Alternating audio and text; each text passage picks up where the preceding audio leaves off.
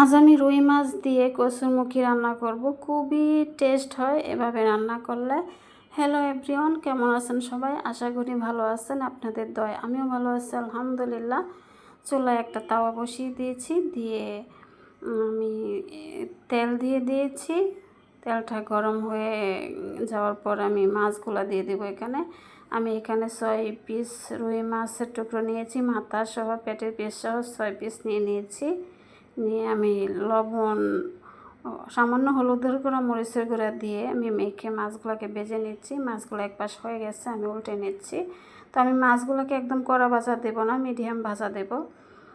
কড়া ভাজা দিলে ভালো লাগবে না, তাই কড়া ভাজা দেব না, মিডিয়াম ভাজা দিয়ে আমি এক পাশ উল্টে দিয়ে ওই পাশও ভেজে নিচ্ছি। তো ওই পাশ ভাজা হয়ে গেছে। এখন আমি চুলায় একটা হাঁড়ি বসিয়ে দিয়েছি, দিয়ে তেল দিয়ে আমি পেঁয়াজ কুচি দিয়ে দিয়েছি। পেঁয়াজ কুচি দিয়ে পেঁয়াজটাকে ভেজে নিচ্ছি। পেঁয়াজটা একটু নেড়ে ছেড়ে দিয়ে এখানে দিয়ে দেবো লবণ। লবণটা দিলে পেঁয়াজটা তাড়াতাড়ি করে ভাজা হয়ে যায়, এতে করে গ্যাসের একটু সাশ্রয় হয়।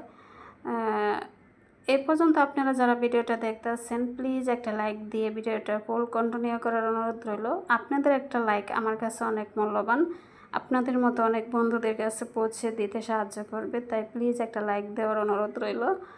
আর এখন দিয়ে দিয়েছি এখানে 1 টেবিল চামচের একটু বেশি আদা রসুন জিরা পেস্ট দিয়ে অনবরত নেড়ে ছেড়ে মশলাটাকে কষিয়ে নিচ্ছি, ভেজে নিচ্ছি। কাঁচা গন্ধ যাওয়া অবধি ভেজে নেব মশলাটাকে। কাঁচা গন্ধটা থাকলে ভালো লাগে না, তাই আমি ভালো করে নেড়ে ছেড়ে ভেজে নিচ্ছি। মশলাটা ভাজা হয়ে গেছে, এখন এখানে একটু পানি দিয়ে দেব। সামান্য একটু পানি দিয়ে দিয়েছি গুঁড়া মশলাটা কষানোর জন্য। এখন এখানে একটু দিয়ে দেব মরিচের গুঁড়া, পরিমাণ মতো মরিচের গুঁড়া দিয়ে দিচ্ছি। দিয়ে দেব হলুদের গুঁড়া, আর দিয়ে দিচ্ছি ধনিয়ার গুঁড়া। দিয়ে আমি ভালো করে নেড়ে ছেড়ে মশলাটাকে কষিয়ে নিচ্ছি। নেড়ে ছেড়ে দিয়ে আমি 2 মিনিটের মতো ঢাকনা দিয়ে ঢেকে মশলাটাকে কষিয়ে নেব।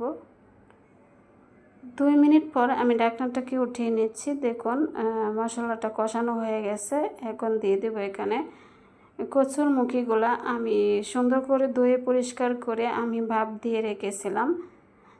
ভাপ দিলে হয় কি যে অনেক কচুরমুখী গলায় ধরে, তো গলায় ধরার ব্যাপারটা থাকে না, তাই আমি ভাপ দিয়ে পানিটা ফেলে দিয়ে আমি কষিয়ে নিচ্ছি। আমি নেড়ে ছেড়ে দিয়ে আমি ঢাকনা দিয়ে ঢেকে 3-4 মিনিটের মতো আমি কষিয়ে নেব। 3-4 মিনিট পর দেখুন আমি অফ ক্যামেরায় আরও 2-3 বার নেড়ে ছেড়ে দিয়েছিলাম। আর দেখুন একদম যে পানিটা ছিল এটা টেনে একদম তেলটা ছেড়ে দিয়েছে। এখন আমি ঝোলটা দিয়ে দিয়েছি। ঝোলটা দিয়ে একটু নেড়ে ছেড়ে দিয়ে আমি আবারও ঢাকনা দিয়ে রেখে 5-7 মিনিট আমি রান্নাটা করে নেব। তো এ পর্যন্ত আপনারা যারা ভিডিওটা দেখতেছেন, যে যেখান থেকে দেখতেছেন, দেশ কিংবা দেশের বাইরে যে যেখান থেকে দেখতেছেন, আপনাদেরকে অসংখ্য অসংখ্য ধন্যবাদ আমার পাশে থাকার জন্য, আমাকে সাপোর্ট করার জন্য। আর যারা সাবস্ক্রাইব করে দিয়েছেন আপনাদেরকেও অসংখ্য অসংখ্য ধন্যবাদ। আর যারা করেননি প্লিজ আমার চ্যানেলটাকে সাবস্ক্রাইব করে আমার পাশে থাকার অনুরোধ রইল। যদি কোনো অংশ আমার ভিডিওর ভালো লেগে থাকে তাহলে প্লিজ আমার পাশে থাকার অনুরোধ রইল। আপনারা যদি আমার পাশে থাকেন তবে আমি এগিয়ে যেতে পারবো ইনশাআল্লাহ। আর আমি আশা করি আপনারা আমার পাশে থাকবেন, আমাকে সাপোর্ট করবেন, এগিয়ে যেতে সাহায্য করবেন। আর কমেন্টে জানাবেন আমার রান্নাটা কেমন হয়েছে।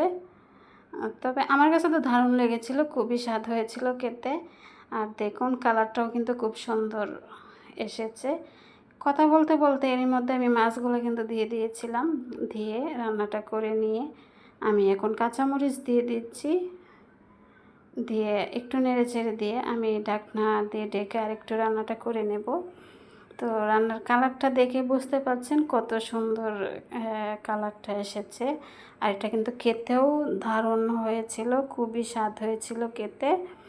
ওই যে আমি ঢাকনাটা উঠিয়ে একটু নেড়ে ছেড়ে দিয়ে রান্নাটা কমপ্লিট হয়ে গেছে। এখন আমি চুলার গ্যাসটা অফ করে দেব।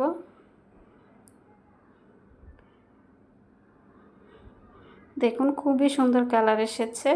আপনারাও কমেন্টে জানাবেন কেমন হয়েছে।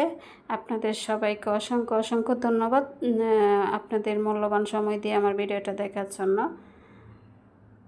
আর আমি একটা বাটিতে করে উঠিয়ে নিচ্ছি। দেখুন কালারটা কিন্তু সেই এসেছে।